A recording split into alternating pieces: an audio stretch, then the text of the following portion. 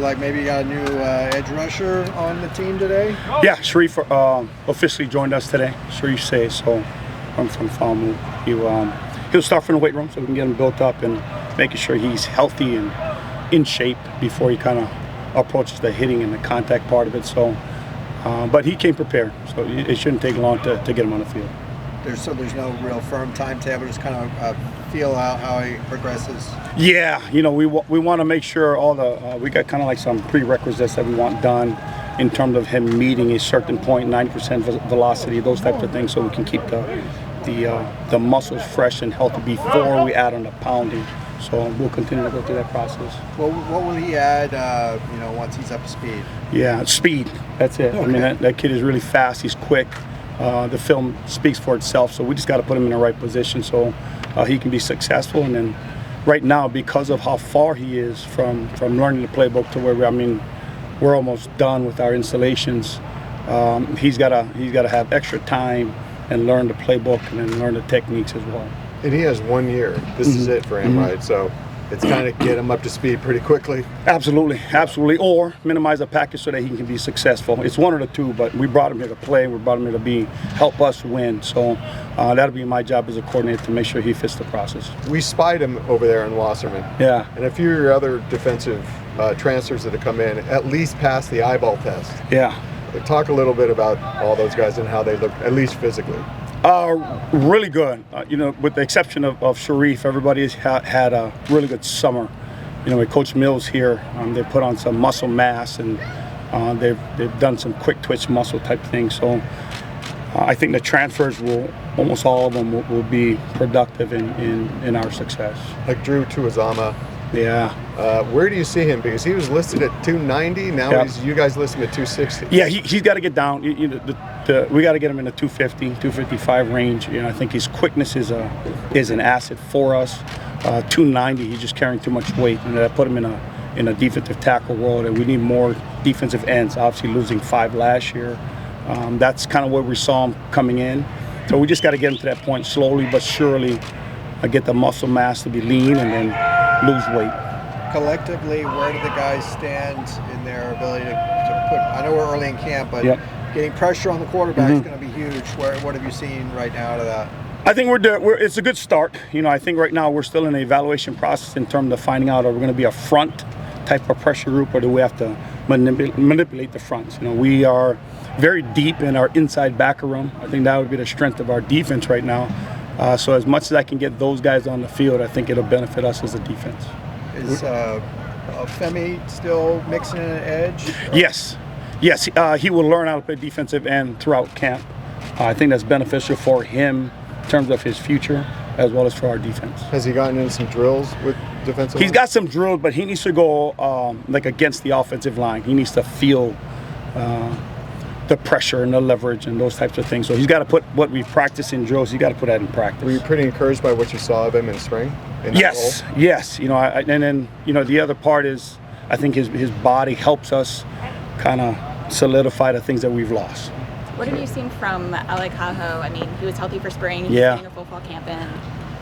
I think that'll be the main goal for us. I think we all know how athletic he is, and he's a really special player, but it's his availability, right? That's the best ability for him. So we got to do our part to make sure he's pre and post practice is keeping healthy, and then just the reps that we take out on the field. He doesn't need much reps. He played at a high level at Alabama, and we're bringing that here. So it'll be my job again to keep him on the field so we can actually make use of his progress. You got one guy trying to make an unusual leap from Division III, Luke Sherman. What was it that you saw on film, you and Coach Kelly and whoever else evaluated him, that made you think that it could translate to the Big Ten level? The first thing was his motor. That's the one thing you'll see from him, regardless if he's right or wrong. He won't stop till he gets to the ball. He was one of my examples I used. I want to say last week Thursday's practice, where he went from the opposite 20 all the way to the end zone and ended up punching out the ball. Now the ball was in the end zone, but just the mindset that he had was that he won't stop till he gets the ball. To me, I think that's the keys for him to win. We're trying to get different guys, so we got some size guys for defensive ends, we got some quick guys, and then I need a motor guy. So as long as we can teach him the technique and he can unlearn some things, because ours is a little bit unorthodox, I think he'll be a great addition. You think he might be able to contribute? Absolutely. I expect him to. again, all these guys that are transferring in, that's the expectation of on both sides. That's why they were transferred here to UCLA, and for us, that's why we brought them here. Our film study has been, I think, evaluation-wise, I think we're doing a good job at it, and so we got to try to put our money where our mouth is. Coach, you talked about the addition of transfers. Yep. Talk about the addition of KJ Wallace, that secondary. What does he mean to you guys? Huge. I mean, he has the ability to play nickel as well as safety. So just for us, it's the triangle of, and then how much can one play the other. So for him, being able to play both, that just allows us to manipulate coverages through disguises and whatnot. So that's a huge addition for us. How about Collins? We've seen him. Yep. So Collins is making great progress for us. He's coming again. The one thing about transfers is just being able to transition their mindset and learn something different, right? And again, I think our teaching is a little bit unorthodox, but I believe in it. So he's kind of, in terms of his transition, he's trying to unlearn some of the techniques and then learn the stuff that we are doing, and I think he's progressing well. In what ways are you unorthodox in your approach? I can't see that. I almost got you. I can't see it. We spoke to Keanu earlier in camp. Yeah. He mentioned, he'd been setting some personal bests in the weight room and that sort of thing. Anybody else maybe physically stand out to you where they look, significantly different from where they were maybe in the spring? Devin would be one. LP would be one. The other one would be Jay. Jay is hard because he's so stocky and built like a dang bulldog, so you don't really see the changes, but you can see the transfer from weight room to power that he's added on, or quickness that he's added on. So those guys, I would say, for sure, in the weight room, huge gains. How about Ciali? What are you seeing from him? He's awesome, but he's, again, this is last year. The trick would be trying to combine what he's learned at offensive line and then transferring over to defensive line. So he was originally a defensive lineman, went over and helped them. So there's a lot of things that are ingrained in his teaching and his footwork. So on our side, to me, I just got to make sure I can use whatever ability he can bring and mix that into our package, as opposed to really changing him in 1 year. That's easier said than done. Competition was such a huge thing between offense and defense in the spring. So since that point, how does the offense kind of look? What's it like going up against them at this point, especially that O-line that's kind of being nailed down? I love it. I mean, from the new additions they brought on their side of the ball to just the schemes, it really exposes you if you're not fundamentally sound. That's really what our camp is about. If we can get better at our fundamentals, then the schemes will take care of itself. From Coach EB's standpoint, he tests our schemes daily in terms of, do we cover down well? Do the matchups add up to on our side, or is it on their side? And so that part of it, that's my job. But for us defensively, if we can just get better at block destruction, tackling, turnovers, like actually creating turnovers, and most importantly, pass rush. I think that's an art that people overlook. And so we pass rush as a team, so everybody can learn the same thing and speak the same languages. But we can get better at that. And I think those fundamentals can transfer over the team regardless of our scheme.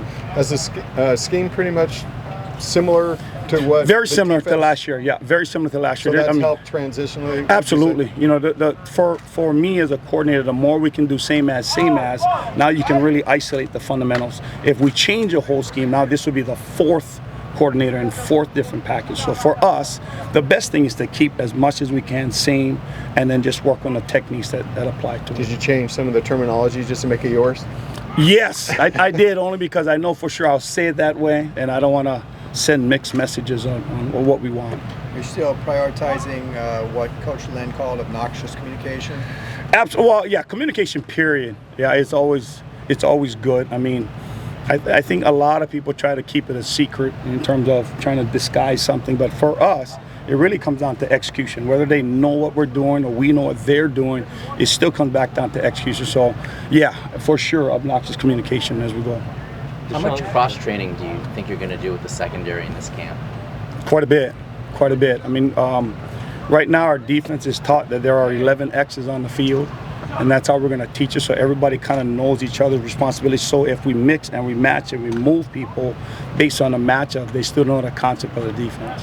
Are there any guys in particular that you are sure are going to move around and get looks at different spots? The linebackers for sure, and then part of the safety crew. That's the crew that I want to take advantage of, and then There's some corners that are playing really, really well. If we end up getting to a coverage type situation, those guys can actually transfer to nickels. Sean mentioned the other day, he's kind of up in the air with Gary's status right now. Yeah. I think we saw Sidiveni come back practice today. Yep. Just what's the depth behind there at the defensive tackle spots? I think the depth, it is what it is. I want to say we're 3 deep there, but again, for us and the staff that I have, Clancy and Brian, and there's so much experience on our side. So for us, if we can't have the body type, is there a scheme to fit what we have done in the past to create the same havoc? Is John Bonds pretty much up to speed? He's getting there. He's just a little overweight. Partly it's just a transfer from baseball to football, but he's definitely coming along. He's very smart and intelligent, so the mental aspect of it, that's a piece of cake for him. It's just the physical part that needs to catch up, one with the weight, and then 2 with just it's all new to him in terms of how we're actually playing inside backers.